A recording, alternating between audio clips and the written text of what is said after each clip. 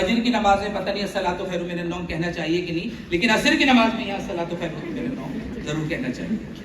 تو حضرات ادھر برابر میں یونیورسٹی کا اینول ہارس شو ہو رہا ہے، اور ایک طرف آپ کو مستقبل کی کہ گھوڑے اور مستقبل میں آپ کو کیا کرنا ہے اس کی طرف آپ کو مدعو کیا جا رہا ہے۔ آپ حضرات اس وقت آ کر جبکہ برابر میں ایک انتہائی دلچسپ اور دلفریب منظرنامہ ہے، یہاں آپ کی موجودگی اس بات کی غماز ہے کہ آپ اپنے دین سے بے پناہ محبت کرتے ہیں، آپ اپنے محسن رسول کے اوپر جان نثار کرتے ہیں۔ میں ایک بار پھر دانشگاہ علی گڑھ میں حضرت مولانا خلیل الرحمن سجاد نعمانی کا بے انتہائی شکریہ ادا کرتا ہوں۔ میں انتہائی ممنون ہوں، اور آپ کو یہ جان کے حیرت، آپ کو یہ جان کے، آپ سب کو یہ جانتے ہیں کہ حضرت مولانا کی جہاں کے تعارف بہت سے ہو سکتے ہیں۔ آپ نے دارالعلوم دیوبند، دارالعلوم ندوۃ العلماء مدینہ کی وہ عظیم الشان یونیورسٹی سے تعلیم حاصل کی، اس کے بعد آپ کے جو کارنامے پورے ملک میں آپ سب جانتے ہیں۔ اس زمانے میں جب کہ CNRC کے خلاف ایک پورا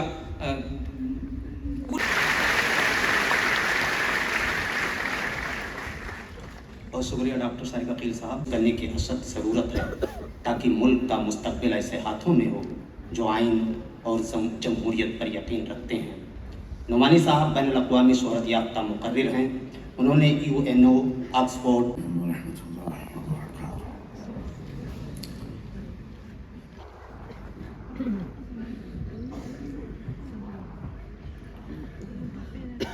الحمد لله وكفى وسلام على عباده الذين اصطفى، أما بعد،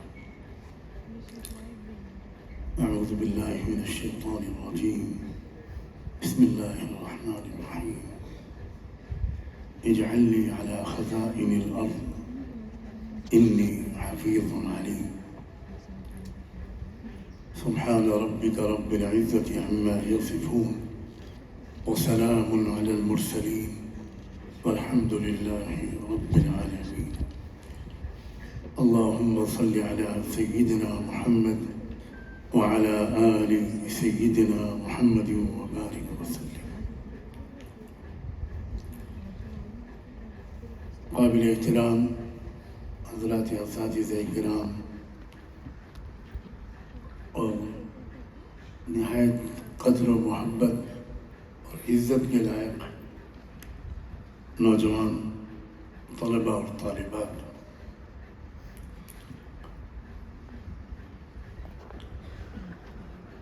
مجھے اور مجھ جیسوں کو، میرے پورے خاندان کو اور ملت کے تمام باخبر اور باشعور خواتین و حضرات کو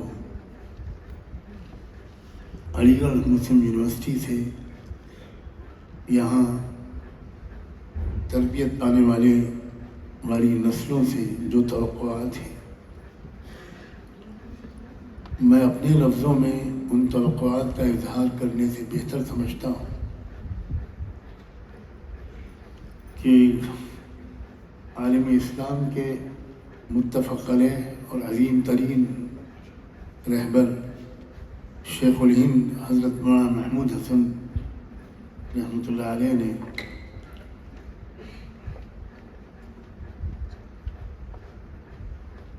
بیسویں صدی میں جب یہاں وہ آئے تھے سخت بیمار حالت میں، اسٹریچر پر لٹا کر ان کو لایا گیا تھا۔ اندازہ ہوگا کہ ملک و ملت کے باخبر و باشعور لوگ آپ کو کس نظر سے دیکھتے ہیں۔ انہوں نے کہا تھا کہ میں نے اس پیرانہ سالی اور علالت و نقاہت کی حالت میں، جس کو آپ خود مشاہدہ فرما رہے ہیں، آپ کی دعوت پر اس لیے لبیک کہا کہ میں اپنی ایک گمشدہ متاع کو یہاں پانے کا امیدوار ہوں۔ غور کیجیے الفاظ پر، گمشدہ متاع کو یہاں پانے کا امیدوار ہوں۔ آگے کہا کہ بہت سے نیک بندے ہیں جن کے چہروں پر نماز کا نور اور ذکر اللہ کی روشنی جھلک رہی ہے، لیکن جب ان سے کہا جاتا ہے کہ خدا را جلد اٹھو اور اس امت مرحومہ کو दुश्मनों के नरगे से बचाओ तो उनके दिलों पर खौफ व हरास मुसल्लत हो जाता है, खुदा का नहीं बल्कि चंद नापाक हस्तियों का और उनके सामान हर्ब व ज़र्ब का। हालांकि उनको तो सबसे ज़्यादा जानना चाहिए था कि खौफ खाने के काबिल अगर कोई चीज़ है तो वो खुदा का गज़ब और उसका काहिराना इंतकाम है, और दुनिया की मताए कलील खुदा की रहमतों और उसके इनामात के मुकाबले में कोई हकीकत नहीं रखती। चुनांचे इसी किस्म के मजमून की तरफ अल्लाह ने अपने कलाम में मुतअद्दिद जगह पर इशारात फरमाए हैं।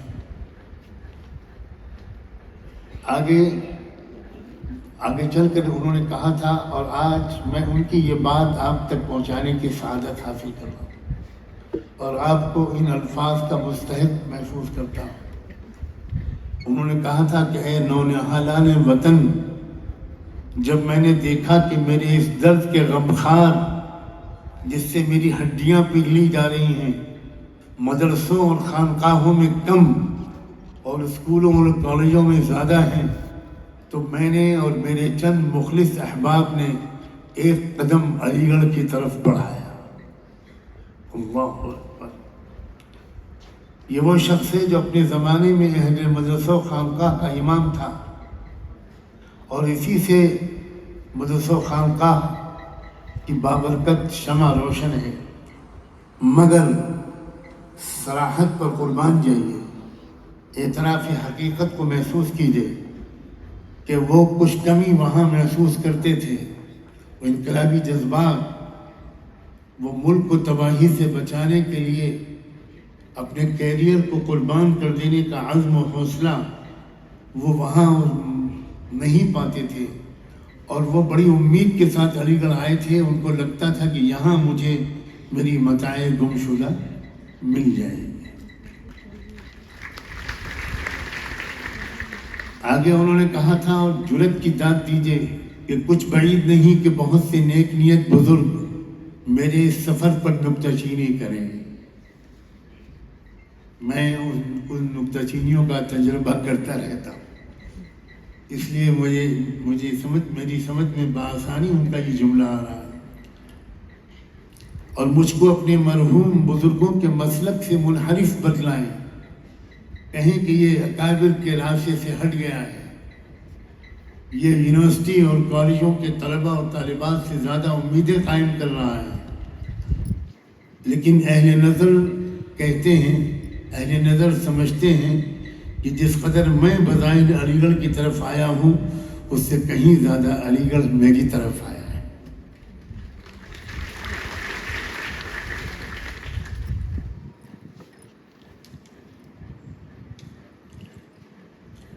एक बात उन्होंने उस खुतबे में बहुत साफ कही थी कि मेरे अकाबिर सलफ ने किसी वक्त भी किसी अजनबी ज़बान के सीखने या दूसरी कौम के उलूम व फ़नून हासिल करने पर कुफ्र का फतवा नहीं दिया।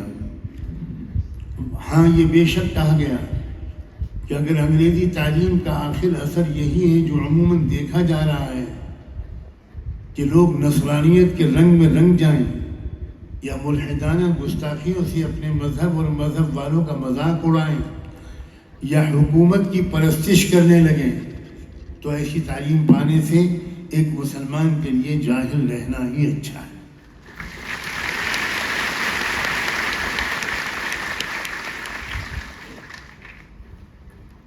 आगे उन्होंने फरमाया था कि अब अज़राह नवाजिश आप ही इंसाफ कीजिए कि ये तालीम से रोकना था या उसके असर बस से, तालीम से रोकना था या उसके साइड इफ़ेक्ट से, उसके असर बस से।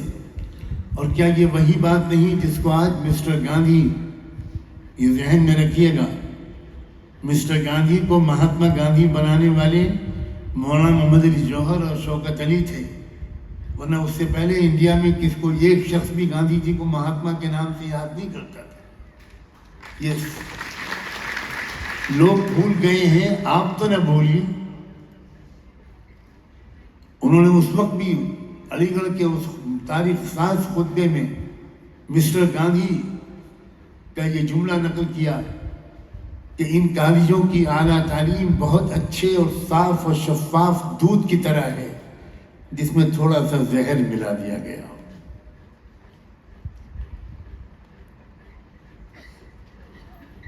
آگے چل کر فرمایا یہ باتیں جو کچھ مجھے اپنے لفظوں میں کہنی تھیں، میں اللہ جانے رات سے کن حالات میں ہوں، اور آج رات مجھے خواب میں اللہ نے کیا کیا دکھایا۔ اس کے بعد میں نے اس کا فوٹو اسٹیٹ نکلوایا اور طے کیا کہ آج شیخ الہند کی روح کو آپ کے سامنے مخاطب بناؤں گا اور انہی کے ذریعے سے کچھ پیغام دوں گا، کیونکہ آپ اس کے اہل ہیں انشاءاللہ۔ انہوں نے لکھا کہ ہماری عظیم الشان قومیت کا اب یہ فیصلہ نہیں ہونا چاہیے کہ ہم اپنے کالجوں سے بہت سستے داموں کے غلام پیدا کرتے رہیں، بلکہ ہمارے کالج نمونہ ہونے چاہیے بغداد اور قرطبہ کی یونیورسٹیوں کے اور ان عظیم الشان مدارس کے جنہوں نے یورپ کو اپنا شاگرد بنایا۔ اس سے بیشتر کہ ہم اس کو اپنا استاد بناتے۔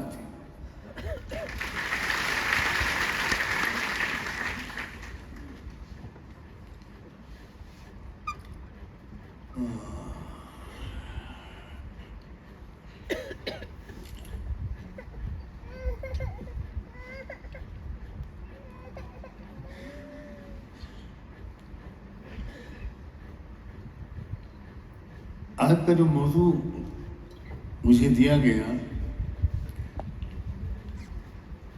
نوجوانوں کا مقصد، طلباء کا مقصد، ان کی ذمہ داری، میں ایک رول ماڈل آپ کے سامنے رکھتا ہوں جسے قرآن نے ایک رول ماڈل کے طور پر پیش کیا ہے،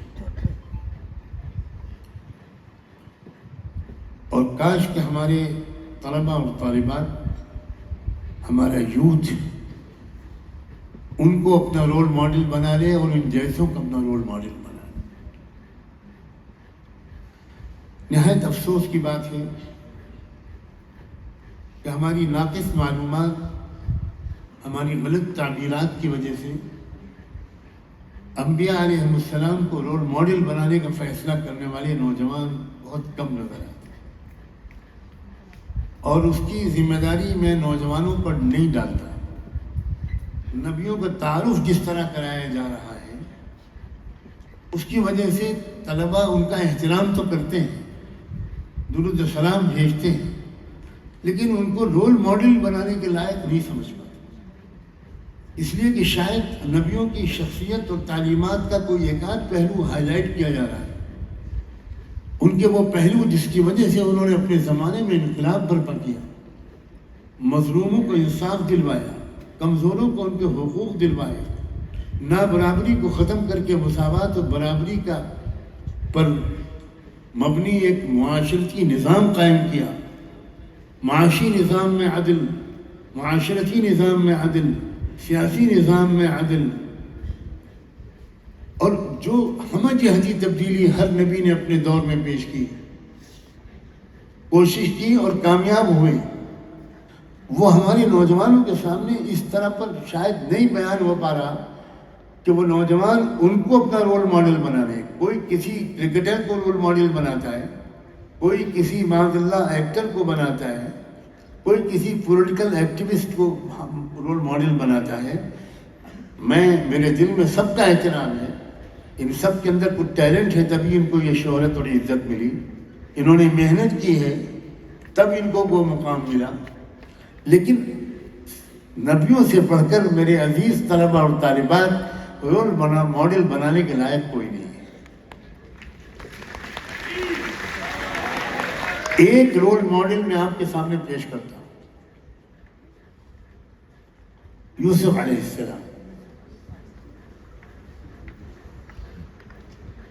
ایک سے گزرے، وہ کنویں میں ڈالے گئے، پھر اس کے بعد وہ بیچے گئے، اور پھر اس کے بعد الزام لگایا گیا جھوٹا، اور پھر وہ جیل میں رہے، بے گناہی کے باوجود 9 سال تقریباً جیل میں گزارے۔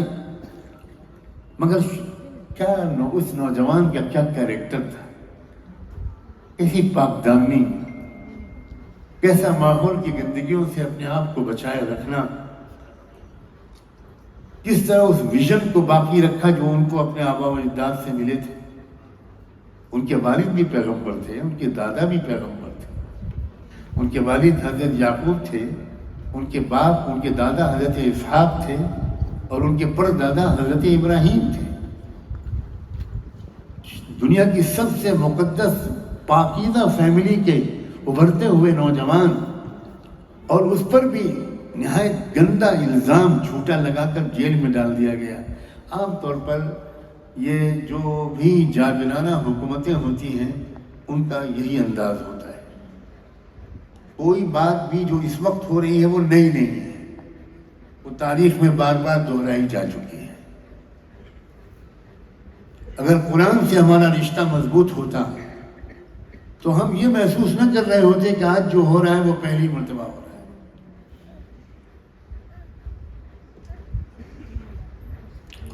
بہت بڑی کمی ہمارے نظام تعلیم و تربیت کی یہ ہے کہ قرآن سے رشتہ ٹوٹ گیا، اور قرآن سے جن لوگوں کا بظاہر رشتہ قائم ہے وہ زمانے کے حالات سے واقف نہیں ہے، اور جو زمانے کے حالات سے واقف ہیں وہ قرآن سے ان کا رشتہ ٹوٹ چکا ہے۔ یہ ادھورا پن ہے۔ کہنے والے نے کہا تھا اور آپ بڑے فخر سے دہراتے ہیں، اور واقعی یہ جملہ فخر سے دہرانے کے لائق ہے کہ ایک ہاتھ میں سائنس اور دوسرے ہاتھ میں قرآن، لیکن مجھے بتائیے کہ کتنوں کے ہاتھ میں قرآن ہے؟ جملوں پر داد دینا اور تالیاں بجانا یہ زندہ قوموں کا کریکٹر نہیں ہوتا، زندہ قوموں کا کردار اس پر عمل کرنا ہوتا ہے۔ قرآن کو ایک زندہ رہنمائی کی کتاب کی حیثیت سے سمجھنے والے آج ہماری یونیورسٹیوں کے طلبہ اساتذہ میں کتنے ہیں؟ اور قرآن نہ سمجھنا یہ بنیادی سبب ہے ان تمام خرابیوں کو جو آج ہمارے اندر ہے۔ وہ چاہے غصے کی کیفیت ہو، جو قوم کے اندر فرسٹریشن جب بہت آگے بڑھ جاتا ہے تو وہ غصے کے لیمٹس کراس کر دیتے ہیں، اور یا مایوسی اور فرسٹریشن کی کیفیت ہو، خوف زدگی، مستقبل کی طرف سے مایوسی۔ میں رب کعبہ کی قسم کھائے کر کہنے کو تیار ہوں کہ جو قرآن جس کے دل پر اترتا ہے، جو قرآن مجید کو زندہ کی رہنمائی کی کتاب کی حیثیت سے سمجھتا ہے، وہ کبھی غصے میں بھی نہیں آ سکتا، کبھی مایوس بھی نہیں ہو سکتا۔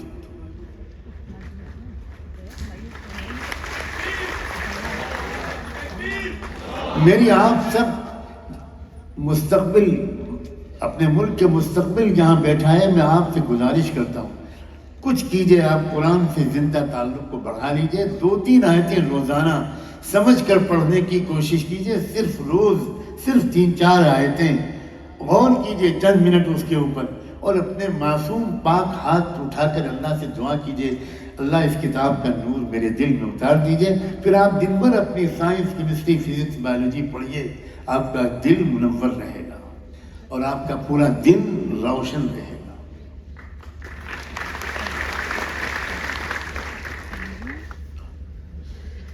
جیل کے زمانے میں 2 قیدیوں نے خواب دیکھا اور خواب کی تعبیر بتائی۔ وہ 2 قیدی جو تھے وہ رائل پیلس کے ملازمین تھے، جو کچن انچارج تھے۔ ایک شخص تھا جو ہیڈ کک تھا، اور ایک تھا جو ڈرنک سرو کرتا تھا مصر کے بادشاہ کو، اور دونوں قتل کے الزام میں سزائے موت بھگت رہے تھے، ان کے انتظار میں تھے، مقدمہ چل رہا تھا آخری عدالت میں۔ یوسف علیہ السلام نے دونوں کے خوابوں کی تعبیر بتائی کہ تم میں سے ایک پر جرم ثابت ہو جائے گا اور اس کو سزائے موت دی جائے گی، اور ایک پر جرم ثابت نہیں ہو پائے گا اور وہ رہا ہو جائے گا اور واپس وہ اپنی ڈیوٹی جوائن کرے گا۔ ایسے ہی ہوا۔ رہا ہونے والے قیدی جب جانے لگا تو یوسف علیہ السلام نے اس سے کہا کہ دیکھو تم بادشاہ کے سامنے میرا تذکرہ کرنا، اذکرنی عند ربک۔ اللہ کا ایک نظام تھا، بھول گیا وہ، اپنی زندگی میں مشغول ہو گیا۔ پھر ایک زمانہ آیا کہ بادشاہ نے کوئی خواب دیکھا اور اس خواب کی تعبیر جاننے کے لیے وہ پریشان ہوا، بہت سے لوگوں سے پوچھا، وہ نہیں بتا سکے۔ تو اب اس قیدی کو یاد آیا اور اس نے کہا کہ سرکار جیل میں ایک شخص ہے، خواب کی تعبیر کا بڑا ماہر، بڑا نیک پاک دامن انسان ہے، میرے خواب کی تعبیر اس نے بالکل سچی بتائی تھی، آپ مجھے اس کے پاس جانے کی اجازت دے دیجیے، بلکہ بھیج دیجیے، آپ کے خواب کی تعبیر میں اس سے پوچھ کر آتا ہوں۔ بادشاہ نے بھیج دیا، خواب کی تعبیر بتا کر یوسف علیہ السلام نے واپس کر دیا۔ خواب کی تعبیر یوسف علیہ السلام نے جو بتائی وہ یہ تھی کہ آپ کے ملک میں 7 سال تک قحط پڑے گا، سوکھا پڑے گا، ڈراٹ ہوگا، اس لیے میرا مشورہ یہ ہے۔ اب خواب کی تعبیر بتانے کے ساتھ ایک مشورہ دیا، ملک کو اس فوڈ کرائسس سے بچانے کے لیے ایک ہمدردانہ اور ایک ایکسپرٹ اوپینین، مشورہ یہ تھا کہ آپ ساری فصلوں کو حکومت خرید لے کسانوں سے اور سرکاری گوداموں میں ان کو رکھے، پورے ملک کے ایک ایک گھر کا سروے ہو، جس گھر کو جتنے راشن کی ضرورت ہو اتنا ہی راشن 1 سال کے لیے دیا جائے اور باقی غلے کو بالیوں میں محفوظ رکھا جائے، اگلے سال پھر ان کو نکالا جائے، اس طرح کنزیوم کیا جائے۔ بادشاہ حیران رہ گیا کہ ایک شخص جس کو بے گناہی کے باوجود ہماری حکومت نے جیل میں ڈالا ہوا ہے، یاد رکھیے چیف ایگزیکٹو ہوتا تھا اس وقت بھی وزیر اعظم، بادشاہ ایک اس کے پاس اختیارات تھے، لیکن روزمرہ کے معاملات کو بادشاہ نہیں دیکھتا تھا۔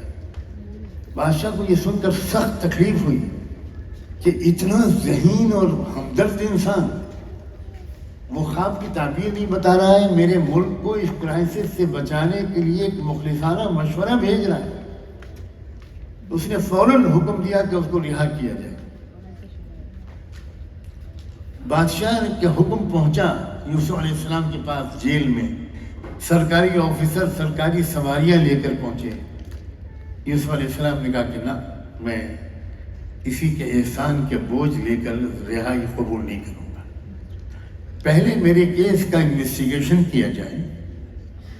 مقدمہ ہی نہیں چلا آج تک، کیس چلے، جب ثابت ہو جائے کہ میں بالکل بے گناہ ہوں تب میں رہائی قبول کروں گا۔ میں سرکاری فیصلے سے رہائی قبول نہیں کروں گا، میں جوڈیشل فیصلے سے رہائی قبول کروں گا۔ آپ سوچیں نبی کیا ہوتے ہیں؟ آپ کے ذہن میں نبی تو وہ ہے جو خالی نماز پہ تقریر کرتا رہے۔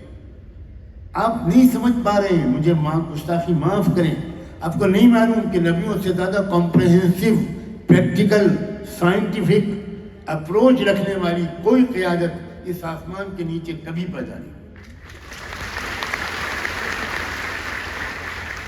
اور پھر سید الانبیاء محمد مصطفیٰ احمد مجتبیٰ صلی اللہ علیہ وآلہ وسلم، ہم سب کی عزتیں ان کے قدموں پر قربان، ان کی رہنمائی،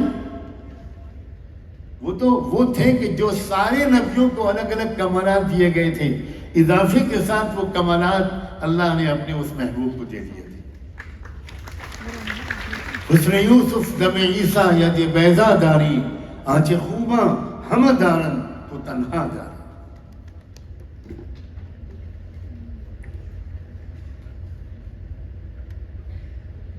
پیغام ملا بادشاہ کو کہ وہ تو کہتے ہیں کہ میں رہائی قبول نہیں کروں گا، میرے اوپر ایک الزام لگا تھا، اس کا کیا ہوا؟ بادشاہ نے فوراً ریکارڈ طلب کیا، فائل مانگی، پڑھ کر حیران رہ گیا کہ یہ کیا ہو رہا ہے ہمارے ملک میں۔ فوراً اس نے کہا کہ میں اس مقدمے کی سماعت خود کروں گا۔ لوگ فاسٹ ٹریک ہیئرنگ کا نام لیتے ہیں، دیکھیں اس بادشاہ نے کس طرح کی ہیئرنگ کی۔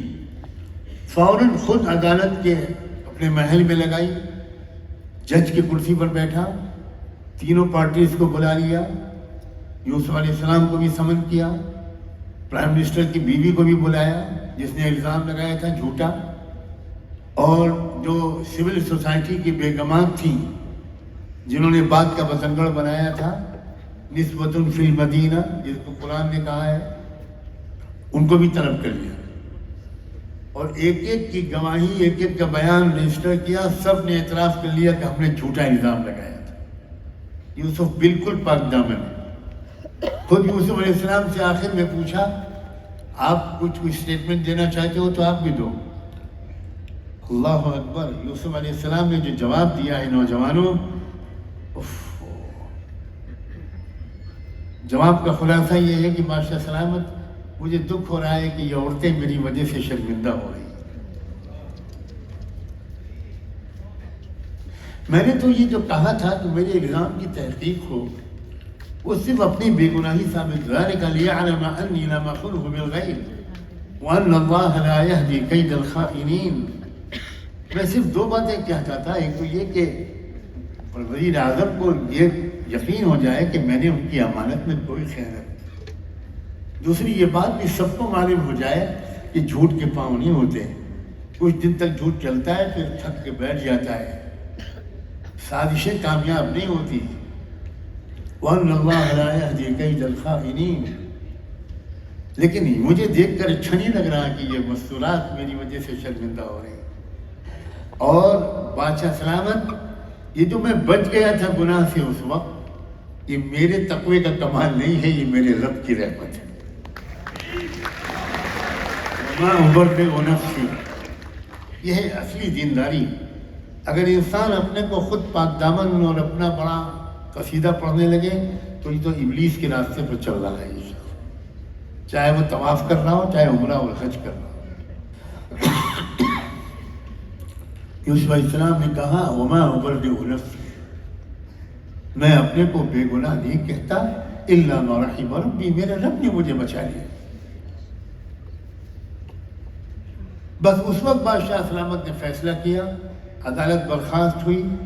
یوسف علیہ السلام سے بادشاہ نے کہا کہ جرم ثابت ہو گیا ہے وزیر اعظم کی بیوی کا بھی اور ان شہر کی بیگمات کے بھی. اب تمہارے ہاتھ میں ہے، چاہو تو معاف کر دو، چاہو تو سزا کا مطالبہ کرو، میں ان کو قانون کے مطابق سزا دوں گا. یوسف علیہ السلام نے کہا کہ نہیں، بالکل مجھے سزا سے کوئی دلچسپی نہیں ہے، آپ نے سب کو معاف کر دیا.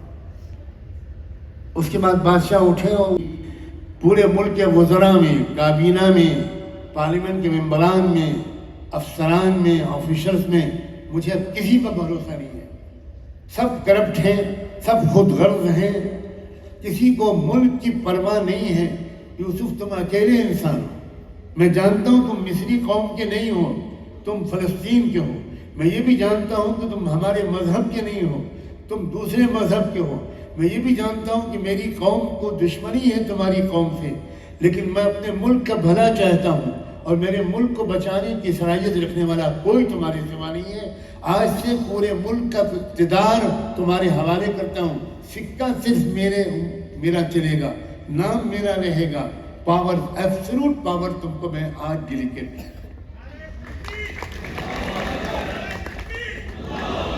سنو نوجوانوں، اس کے جواب میں یوسف علیہ السلام نے کیا کہا؟ کیا یہ کہا کہ تھینک یو ویری مچ، بہت شکریہ آپ کا؟ نہیں، انہوں نے کہا اجعلنی علی خزائن الارض. دیکھیے، جو ڈپارٹمنٹ سب سے زیادہ شدید چیلنج کا اور کرائسس کا شکار ہے وہ ہے فوڈ کا مسئلہ. قوم آپ کے ملک کی اگلے 7 سال میں بھوک سے مرے گی اور اسٹارویشنز ہوں گے. یہاں لاکھوں کی تعداد میں لوگ بھوک سے مریں گے. اس وقت ضرورت ہے غلے کی ایگریکلچر ڈپارٹمنٹ اور فوڈ ڈپارٹمنٹ کو صحیح طور پر مینیج کرنے کی، کہ اس میں نہ مس مینجمنٹ ہو نہ کرپشن ہو. اور میں کسانوں کے گھر کا ہوں. سنیے، یعقوب علیہ السلام کسان تھے، اسحاق علیہ السلام کسان تھے. فلسطین والوں کا ذریعہ معاش کھیتی کسانی تھا. انہوں نے کہا میں جانتا ہوں غلے کی حفاظت کیسے کی جاتی ہے. جو ملک غلے کو ایکسپورٹ کرتے ہیں، امپورٹ کرتے ہیں، وہ نہیں جانتے. جو ملک غلہ پیدا کرتے ہیں وہ جانتے ہیں. میں جانتا ہوں. آپ پوری حکومت میرے حوالے مت کیجیے، وہ سب آپ کو مبارک ہو. لیکن جہاں کرائسس کے شکار ہے آپ کا ملک، اس ملک کو کرائسس سے بچانے کی کانٹوں بھری ذمہ داری آپ میرے سر پر ڈال دیں. صرف یہ محکمہ دے دیجیے مجھے. کیوں؟ اس لیے کہ 2 چیزیں میرے اندر ہیں. یہی سمجھانے کے لیے میں نے یہ پورا واقعہ سنایا اپنے نوجوانوں کو. انی حفیظ علیم. ایک بات تو یہ ہے کہ میں انتہائی ایماندار انسان ہوں، قوم کا ایک نئے پیسے میں خیانت نہ کروں گا، نہ کرنے دوں گا.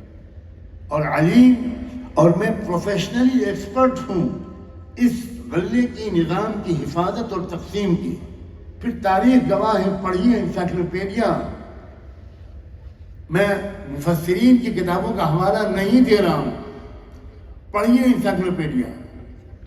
آپ پڑھیے کینال آف جوزف، آپ گوگل پہ ڈال دیجئے کینال آف جوزف.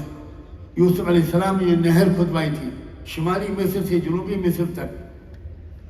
اس کا جو نقشہ، امریکہ کے ماہر انجینئرز کی ٹیم گئی مصر، اور آج بھی اس پورے دریا اور نہر کو انہوں نے دیکھا کہ یہ نہر کس جغرافیائی فن کے تحت کھودی گئی ہے اور کہاں شمال سے پانی جنوب کی طرف لایا گیا ہے، دریائے نیل سے کیسے پانی کو لیا گیا ہے.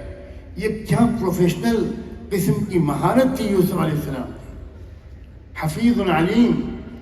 بس نوجوانوں، میں اب واقعے کو یہیں پہ ختم کرتا ہوں. یہ کہتا ہوں واقعے کی روشنی میں، نوجوانوں، ہمارے ملک میں ضرورت ہے حفیظ علیم نوجوانوں کی. ہمارا ملک کرپشن سے کرا رہا، جو آ رہا ہے وہ لوٹ مار ہی کر رہا ہے. وہ لوٹ مار کو روکنے کے نعرے پر آتا ہے اور اس کے بعد اتنی لوٹ مار کرتا ہے کہ پچھلی لوٹ مار کرنے والے یاد آگے رکھتا ہے. حضرت مولانا ابوالحسن علی ندوی فرمایا کرتے تھے کہ آج کل کی ڈیموکریٹک سسٹم میں اپوزیشن پارٹیز یہ نہیں چاہتی کہ برائیاں نہ ہوں، صرف یہ چاہتی ہیں کہ برائیاں کبھی کبھی ہماری نگرانی میں بھی ہوا کریں. اپوزیشن پارٹیز کا صرف ایک ہی خیال ہوتا ہے کہ بھئی 10 سال ہو گئے، اب آپ کے خزانے بھر گئے، ہمارے جیبیں خالی ہو گئیں، اب بھگوان کے لیے ہم کو موقع دے دیجیے. ہمارے بچے بھوکے مر جائیں گے، کیا کریں؟ ہم کو بھی بھیجنا ہے ہارورڈ اور اسٹینفرڈ. اپنے بچوں کو تھوڑا ہمیں کمانے کا موقع دے دیجیے. اور پھر کچھ انڈرسٹینڈنگ ہو بھی جاتی ہے تو رزلٹ بدل جاتے ہیں. بہت ترقی یافتہ ہے ہمارا ملک.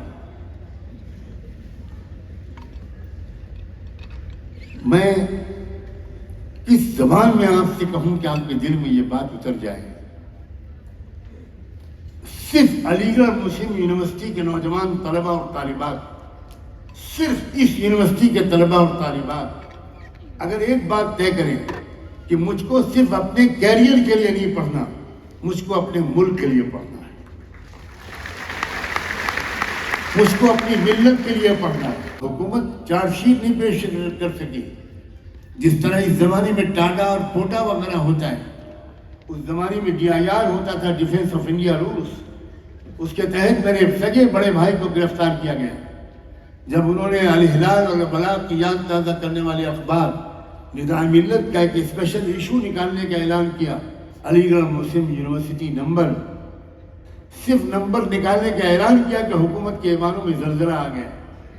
اور انتھک کوشش کی ایجنسیز نے کہ چھپنے سے پہلے اس نمبر کے اندر کیا مضمون آ رہے ہیں وہ مل جائیں، جبکہ وہ مضمون زیادہ تر غیر مسلم رائٹرز کے لکھے ہوئے تھے.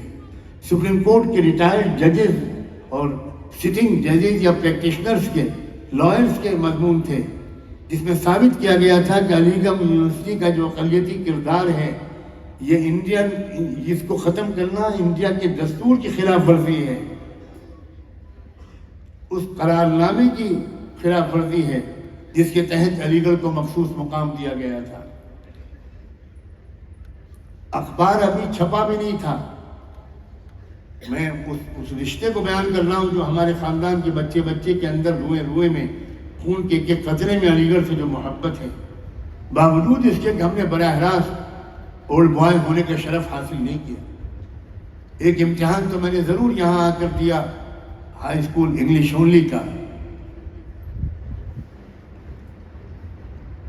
ہمارے بھائی صاحب کی یہ عزیمت تھی کہ انہوں نے راتوں رات وہ نمبر چھپوا کر، اور ہم اپنی اہلیہ میری بھابھی کو کہا رکشے پہ بیٹھو اور سامان سفر کی طرح وہ نمبر کے ایشوز کو تانگے پر رکشے پر لادا اور اس سے یہ کہا کہ تم ایسے جاؤ کہ جیسے تم کہیں سفر پر جا رہی ہو. اور اس طرح وہ ریلوے اسٹیشن پر پہنچایا رات کے اندھیرے میں، اور وہاں وہ پارسل کیا گیا. تو وہ رسالہ یا اخبار جس کو گورنمنٹ بین کرنا چاہتی تھی وہ تو پل پہ پہنچ گیا، اور صبح کو ہمارے بھائی صاحب اور 2 آفس کے سینئر اسٹاف کے لوگ گرفتار کر لیے گئے. 1 سال کے قریب گرفتار رہے. ہائی کورٹ کے جج نے، بینچ نے یہ کہا کہ ہماری صاحب جب وہ نہیں آ رہی آپ کی چارج شیٹ تو آپ ایک جملہ لکھ دیجئے کہ ہم معافی مانگتے ہیں. تو میرے بڑے بھائی نے کہا تھا جج صاحب عدالت کا احترام کرتا ہوں اس لیے احتجاج نہیں کرتا، آئندہ میرے خاندان کے کسی بچے کے سامنے یہ جملہ نہ بولیے گا کہ معافی مانگ. ہم وہ لوگ ہیں کہ جنہوں نے اس ملک کو آزاد کرانے میں ہمارے خاندان کے بزرگوں نے قربانیاں دی ہیں. خلافت تحریک سے لے کر آزادی کی تحریک تک ہمارے خاندان کے بزرگوں نے قربانیاں دی ہیں. اور ہم وہ لوگ ہیں کہ جنہوں نے اس ملک کے دستور کی ترتیب میں پردے کے پیچھے رہ کر مدد کی تھی. آج میں پہلی بار یہ راز فاش کر رہا ہوں.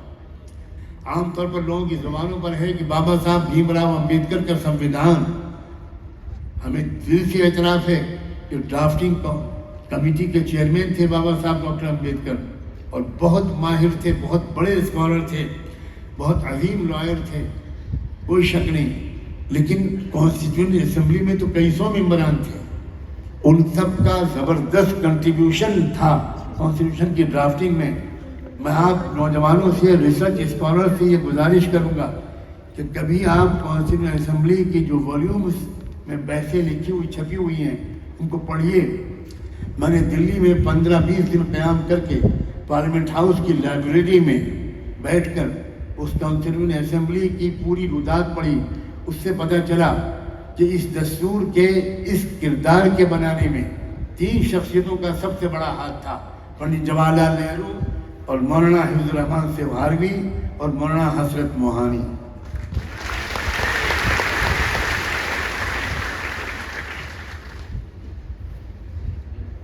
اس دستور، یہ جو دستور بنا ایک معاہدہ تھا. ہم اس ملک میں رہنے کا فیصلہ کر رہے ہیں ایک معاہدے کے تحت. یہاں ہر ایک کو اپنے کلچر، اپنی تہذیب، اپنے مذہب، اپنے عقیدے کے مطابق جینے کی، اس کو تبلیغ کرنے کی، اس کا تشہیر کرنے کی اور اس کے مطابق تعلیمی ادارے قائم کرنے کی پوری آزادی ہوگی. اور ہمیں کسی بھی طرح کی مایوسی مستقبل کے بارے میں نہیں ہونی چاہیے. بلکہ میں تو خوشخبری سناتا ہوں کہ گئے دن کے تنہا تھا انجمن میں. اب اس ملک میں ظالموں کی تعداد کم ہے، مظلوموں کی تعداد زیادہ ہے. آپ نوجوانوں کو کرنا یہ چاہیے کہ آپ آئیڈینٹیفائی کریں کہ اس ملک میں کون کون سی سماجی اکائیاں وہ ہیں جو مظلوم ہیں، جو ظلم و ستم کا شکار ہیں. ہم یہ جو سمجھ رہے ہیں کہ ہم اکیلے مظلوم ہیں، اس کو بھی بڑا دخل ہے ہمارے اندر مایوسی اور خوف جیسے منفی احساسات کے پیدا ہونے میں. اس ملک کے سکھ بھی مظلوم ہیں، اس ملک کے کرسچنز بھی مظلوم ہیں. منی پور میں جو کچھ ہوا ہے وہ اب کوئی بہت پرانی بات نہیں ہے. میں ابھی پچھلے مہینے منی پور کے دورے پر گیا تھا. میں آپ کو کیا بتاؤں کہ وہاں کیا کیا چیزیں میرے سامنے آئیں، کیا گفتگویں میری رہی چرچ کے لوگوں سے. صاف صاف اعتراف کیا چرچ کے لوگوں نے کہ ہم بہت بڑی غلط فہمی میں تھے. میں نے ان کو بتایا کہ میرے بھی great bishop of Bombay, cardinal of Chennai, ان لوگوں سے میری 10-15 سال سے گفتگو چل رہی ہے. اور میں بار بار میٹنگوں میں ان سے کہتا رہا ہوں کہ یو آر ایبسولوٹلی رانگ. آپ سمجھ نہیں پا رہے ہیں کہ یہ ملک کدھر جا رہا ہے. آپ سمجھ رہے ہیں کہ آپ کو کوئی نقصان نہیں پہنچے گا. آج نہیں تو کل آپ کی باری آئے گی. ایک چھوٹی نگاہ رکھنے والوں کے ہاتھ میں بدقسمتی سے ملک آ گیا ہے. یہ ملک ہمارا بھی ہے. حضرت مولانا قاسم نانوتوی جو دارالعلوم دیوبند کے بانی تھے، ان کی وفات پر سر سید مرحوم نے علی گڑھ انسٹیٹیوٹ گزٹ کی اشاعت 24 اپریل سن 1880 میں ایک مضمون لکھا تھا. تقریباً 200 سال ہونے والے، 200 سال. اس میں لکھتے ہیں کسی ایسے شخص کا اپنے کسی ایسے معاصر کے بارے میں اظہار رائے کرنا جو اس شخص کے عقائد و افکار اور رجحانات سے شدید اختلاف رکھتا ہو. غور کیجیے، حضرت نانوتوی کو سر سید مرحوم کے کچھ افکار و خیالات سے شدید اختلاف تھا. ظاہر ہے کہ کس بلاد حیثیت کا حامل ہو سکتا ہے. حضرت نانوتوی، حضرت سر سید نے اپنے ایک دوست کو خط میں لکھا تھا، اگر جناب مولوی محمد قاسم صاحب تشریف لاویں تو میری سعادت ہے. میں ان کی کفش برداری کو اپنا فخر سمجھوں گا. یہ ہے علی گڑھ کی تہذیب. اس شخص کے بارے میں کہہ رہے ہیں جن کے درمیان، ان کے درمیان کچھ فکری اختلاف تھا. ہمارا انداز کیا ہے، یعنی کسی کی کسی ایک پہلو سے ہم کو اتفاق نہیں ہوتا تو ہم اس کی پوری شخصیت کو ڈسٹ بن میں پھینک دیتے ہیں. یہ بہت غلط راستہ ہے. اور کسی کی شخصیت کے کچھ پہلوؤں کی ہمارے دل میں قدر ہوتی ہے تو ہم اس کو نبی معصوم بنا دیتے ہیں. یہ دونوں طرف کا جو رویہ ہے، رائٹسٹ اور لیفٹسٹ، شرافت کا رویہ دونوں کے درمیان کا ہے. ہو سکتا ہے آپ کو میرے کچھ خیالات سے اتفاق نہ ہو، اور بالکل ہو سکتا ہے کہ مجھے آپ کے کچھ خیالات سے اتفاق نہ ہو، لیکن ان دو ایک خیالات سے چھوڑ کر باقی کتنی خوبیاں آپ کے اندر ہیں، میں کیوں اپنے آپ کو اس سے محروم کر رہا ہوں. یہ سیکھنے کی ضرورت ہے نوجوانوں. حضرت نانوتوی کیا لکھتے ہیں؟ ہاں، اس میں کچھ شک نہیں کہ سید صاحب کی اولوالعزمی اور درد مندی اہل اسلام کا میں معتقد ہوں.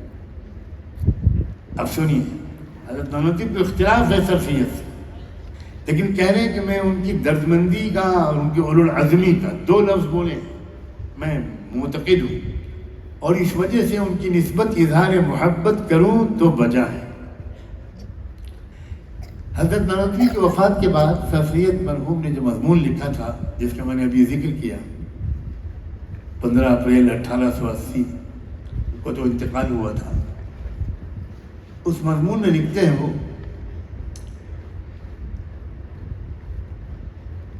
زمانہ بہتوں کو رویا ہے اور آئندہ بھی بہتوں کو روئے گا، لیکن ایسے شخص کے لیے رونا جس کے بعد کوئی اس کا جانشین نظر نہ آئے نہایت رنج اور غم اور افسوس کا باعث ہے. ایک زمانہ تھا کہ دلی کے علماء میں سے بعض لوگ جیسے کہ اپنے علم و فضل اور تقوی اور ورع میں معروف و مشہور تھے، ویسے ہی نیک مزاجی اور سادہ وضعی اور مسکینی میں بھی بے مثل تھے.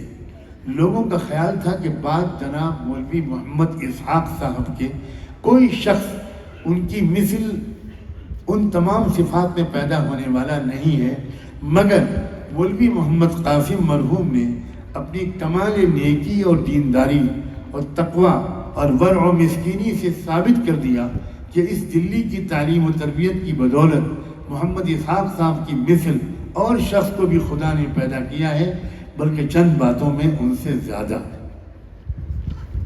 اختلاف کے باوجود ایسا اعتراف. لکھتے ہیں بہت لوگ زندہ ہیں جنہوں نے مولوی محمد قاسم صاحب کو نہایت کم عمر میں دلی میں تعلیم پاتے دیکھا. ابتدائی سے آثار تقوی اور ورع اور نیک بختی اور خدا پرستی کے ان کے اوضاع اور اطوار نمایاں تھے. زمانے تحصیل علم میں جیسے کہ وہ ذہانت اور عالی دماغی اور فہم و فراست میں معروف و مشہور تھے، ویسے ہی نیکی اور خدا پرستی میں بھی زبان زدے اہل فضل و کمال تھے. ان کو جناب مولوی مظفر حسین صاحب گاندلوی کی صحبت نے اتباع سنت پر بہت زیادہ راغب کر دیا تھا، اور حاجی امداد اللہ رحمۃ اللہ علیہ کے فیض صحبت نے ان کے دل کو ایک نہایت اعلیٰ رتبے کا دل بنا دیا تھا. غور کریں میرے عزیز نوجوانوں، سر سید کن پہلوؤں کی تعریف کر رہے ہیں، کن پہلوؤں سے اپنی شدید اعتقاد اور تاثر کا اظہار کر رہے ہیں. نیکی اور خدا پرستی حضرت نانوتوی کی، پھر اتباع سنت، پھر حضرت حاجی امداد اللہ کے فیض صحبت نے ان کے دل کو ایک نہایت اعلیٰ رتبے کا دل بنا دیا تھا. تو سید کے دل میں اہمیت کتنی ہے اتباع سنت کی، اہمیت کتنی ہے کسی صاحب دل کی صحبت کی. اس سے اندازہ کیجیے کہ سر سید کی شخصیت کیا تھی. شخصیت کے ایک آدھ پہلو کو اجاگر کر دینا، دوسرے پہلوؤں کو ذرا نظر انداز کر دینا شعوری یا غیر شعوری طور پر، یہ تو اپنے ساتھ بھی ظلم ہے اور سر سید کی شخصیت کی ناقص ترجمانی تو ہے ہی. اتباع سنت ہر عریق اسٹوڈنٹ کے اندر ہونا چاہیے اگر وہ سر سید کا قدردان ہے. اہل اللہ کی صحبت، اصحاب دل کے قدر اور ان کی نگرانی اور رہبری میں زندگی کا یہ سفر طے کرنا، یہ سر سید کی میراث بھی ہے، یہ صرف حضرت نانوتوی کی میراث نہیں ہے. آگے لکھتے ہیں اور ایک نہایت علاوہ اس کے اور چند انہی کی کوشش سے علوم دینیہ کی تعلیم کے لیے نہایت مفید مدرسہ دیوبند میں قائم ہوا. اب غور کیجیے، دیوبند کو علی گڑھ کی قدر آ جائے، علی گڑھ کو دیوبند کی قدر آ جائے، ملت اسلامیہ ہندیہ کے مسائل حل ہونا شروع ہو جائیں.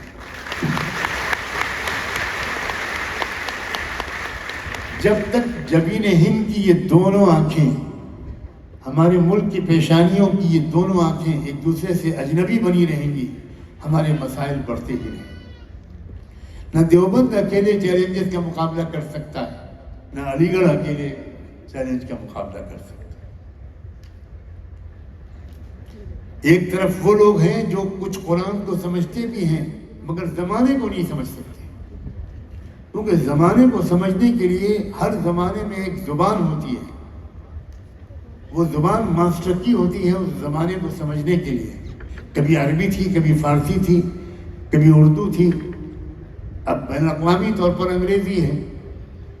اب اگر کوئی شخص انگریزی نہیں جانتا تو وہ موجودہ اکنامک سسٹم کو کیسے سمجھ پائے گا، موجودہ پولیٹیکل سسٹم کو کیسے سمجھ پائے گا. اور اگر کوئی شخص انگریزی اور اکنامک سب جانتا ہے مگر قرآن نہیں جانتا، وہ سورہ روم کا سمجھا ہوا نہیں ہے، وہ حضرت لقمان کی نصیحتوں کو سمجھا ہوا نہیں ہے، وہ اسلام کی جو تجارت کے سلسلے کی ہدایات ہیں ان کو سمجھا ہوا نہیں ہے، اسلام کی جو معیشت کے سلسلے میں، سیاست کے سلسلے میں، گورننس کے سلسلے میں، عورتوں کی عظمت اور ان کے حقوق کے سلسلے میں، اولاد کی تربیت کے سلسلے میں، فیملی سسٹم کے سلسلے میں،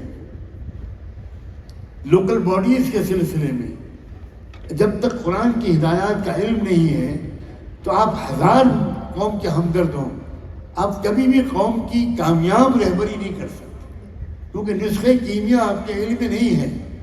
اور میں ایک عقیدے کے طور پر نہیں، ایک طالب علم کے تحقیقی ریسرچ کے نتیجے کے طور پر بھی کہنے کا حوصلہ رکھتا ہوں کہ قرآن مجید میں زندگی کے ہر شعبے کے بارے میں کامیاب ترین، مکمل ترین اور پریکٹیکل رہنمائی موجود ہے.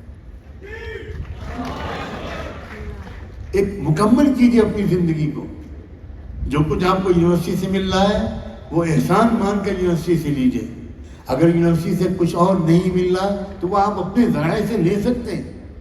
اب تو یوٹیوب ہے، سوشل میڈیا ہے، نہ جانے کیا کیا ذرائع ہیں، کتابیں چھپ گئی ہیں، ہر زبان میں ترجمے چھپ گئے ہیں. یہ بات میں آخر میں اپنے اصل موضوع پر واپس آ کر بات کو مکمل کروں گا. الحمدللہ یہ شکایت مجھ سے آج تک نہیں کی گئی کہ جو وقت آپ کو دیا گیا آپ اس سے زیادہ لے گئے. یہ شکایت تو سنتے سنتے بوڑھا ہو چکا ہوں کہ ابھی کچھ وقت بچ گیا اور آپ نے جلدی ختم. کوفی عنان صاحب کو بھی مجھے وقت دینا پڑا، ابھی آپ نے سن لیا تھا.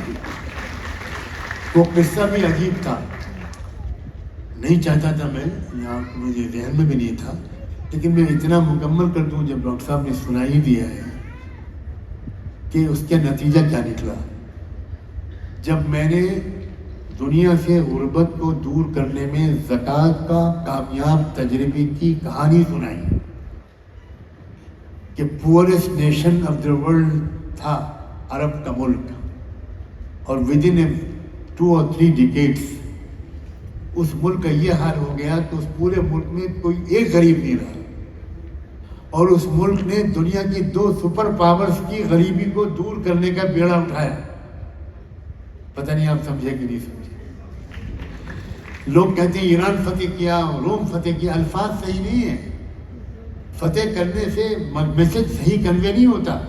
آپ الزام لگا رہے ہیں صحابہ کے وہ ملکوں پہ قبضہ کرنے گئے تھے، جی نہیں، آپ نے ان صحابی کے الفاظ پہ کیوں نہیں غور کیا؟ جب ان سے پرشین آرمی چیف نے پوچھا تھا کہ یہاں کیوں آئے ہو، تو انہوں نے کہا یہاں انسانوں نے انسانوں کو غلام بنا رکھا ہے، ہم انسانوں کو انسانوں کی غلامی سے آزادی دلانے آئے۔ یہ ہے اسلام۔ اسلام کرتے پاجامے اور ٹوپی کا نام نہیں ہے۔ اسلام انسانیت کو آزاد کرانے والے مقدس ترین مشن کا نام ہے۔ تم ہمارا دین قبول کرو نہ کرو، اس سے کوئی مطلب نہیں، لیکن ہم تم کو غلام نہیں دیکھ سکتے۔ یہ ہے اسلام۔ افسوس یہ ہے کہ اسلام کی ترجمانی کرنے والوں نے بھی اسلام کی جو ترجمانی کی ہے اس میں کافی کمی ہے، کافی ریئیکشنری ان کا موڈ نظر آتا ہے۔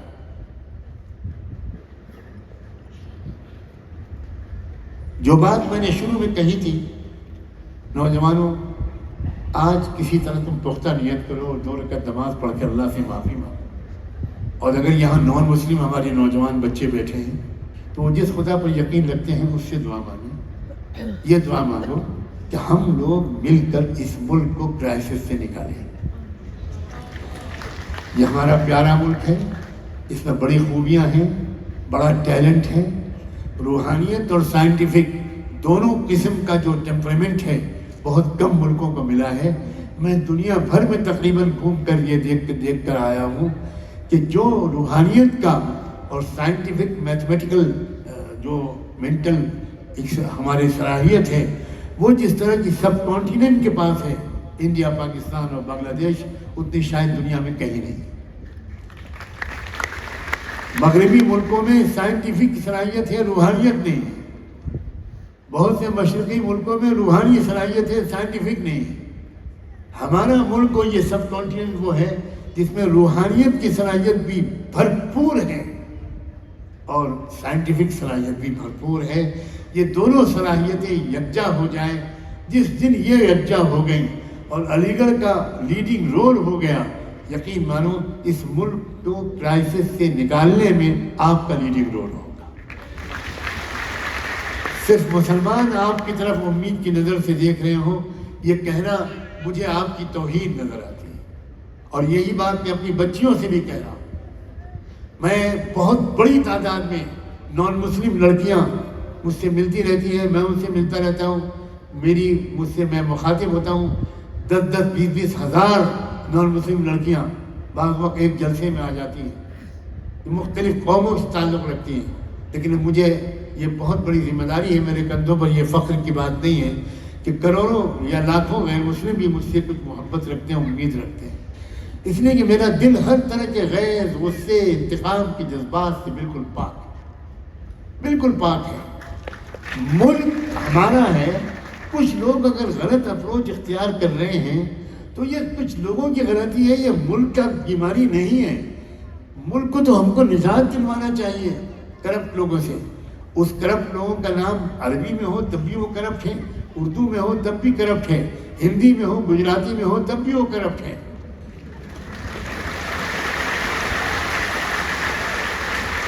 ہمارا جذبہ قومی بالکل نہیں ہے، ہمارا جذبہ ویلیوز پر مبنی ہے۔ ہم کچھ ویلیوز پر یقین رکھتے ہیں اور ان ویلیوز پر کوئی کمپرومائز نہیں کر سکتے۔ وہ ویلیوز ہے سمپیتھی، وہ ویلیوز ہے ہارمنی، وہ ویلیو ہے احترام انسانیت، وہ ویلیو ہے قدر آدمیت، وہ ویلیو ہے احترام نسواں، خواتین کا احترام، غریبوں کی عزت اور عظمت، صرف رحمت و شفقت نہیں، عزت و عظمت، کسانوں اور مزدوروں کا احترام، ہر ایک کو اپنے ایک خاص عزت کی نظر سے دیکھنا۔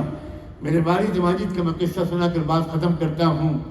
وہ راستوں سے نکلتے تھے، جب وہ اس وقت تو گاڑی واڑی تو تھی نہیں، तो रिक्शे पे बैठे होते थे, जब चढ़ाई की जगह आ जाती थी तो रिक्शे से उतर जाते थे और रिक्शे को धक्का देना शुरू कर देते थे।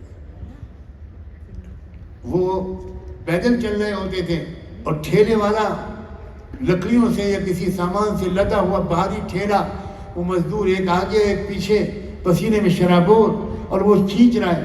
कभी नहीं देखा मैंने अपने वालिद माजिद को कि वो उतर न गए हों और उतर कर ठेला खींचने में उनका साथ न देने लगे। ये तहजीब है हमारी भाई। और फिर उसके बाद जब वो एक जगह पर आकर, वो बेचारे बहुत गिड़गिड़ाते थे, नहीं बाबा बाबा ये तो हमारा काम है। तो वालिद साहब अपने रुमाल से उनका पसीना पोंछते और उनको दोनों हाथ फैलाकर 5 रुपए 10 रुपए का हदिया देते थे और कहते थे तुम लोग हलाल कमाई खा रहे हो, तुम चोरी कर सकते थे, चोरी करके भी खा सकते थे, मगर तुम कितने अच्छे मनुष्य हो, तुम हलाल कमाई खा रहे हो। बेटा ज़रा ये पैसे दे रहा हूँ, थोड़े से कुछ अच्छी चीज़ घर में पकवा के खा लेना। बस मैं अब इसी बात पर बहुत शुक्रिया के साथ और माजरत के साथ अपनी बात मुकम्मल करूँगा। मैं जानता हूँ कि आपका मैं हक़ अदा नहीं कर सका, और लेकिन ये मुझे जिन लोगों ने दावत दी उन्होंने बहुत बड़ा मेरे पर एहसान किया। मेरी आंखें ठंडी हुई आपको देखकर, मैं आपको देखकर खुश हो चुका हूँ। आपका जो तासुर हो आप जाने, मुझे अपनी खुशी से गरज है। बहुत बहुत शुक्रिया आप सबका। जज़ाकुमुल्लाह। अस्सलामु अलैकुम।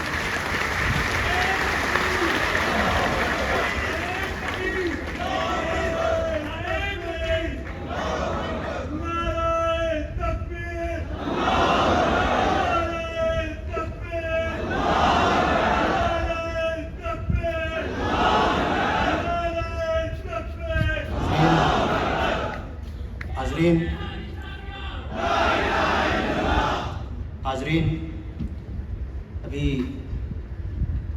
हज़रत मौलाना खलील रहमान सज्जाद नौमानी साहब कुरान व हदीस की रोशनी में तारीख़ के औराक से मर्द मोमिन की शान व शौकत, अज़मत व रिफ़ात और अज़्म व इस्तिक़लाल बयान फरमा रहे थे कि कुछ भी हूँ फिर भी दुखे दिल की सदा हूँ नादां, कुछ भी हूँ फिर भी दुखे दिल की सदा हूँ नादां, मेरी बातों को समझ तलखी तकरीर न देख, देख जिंदा से परे, देख जिंदा से परे रंग चमन जो से बहार, रक्स करना है तो फिर पाँव की जंजीर न देख। मिट्टी की मोहब्बत में हम आशिक़ सरों ने वो कर्ज उतारे हैं कि वाजिब ही नहीं थे। आइए हमारे बीच में एक और शख्सियत जिससे हम और आप खातिर खा वाकिफ़ हैं, वो ज़बान इल्म व अदब के मुहाफ़िज़ हैं, जिससे भटके हुए बेशुमार तलबा राहयाब हो रहे हैं और इल्म के प्यासे सैराबी हासिल कर रहे हैं। मेरी मुराद कुर्सिए सदारत पर जलवा अफरोज़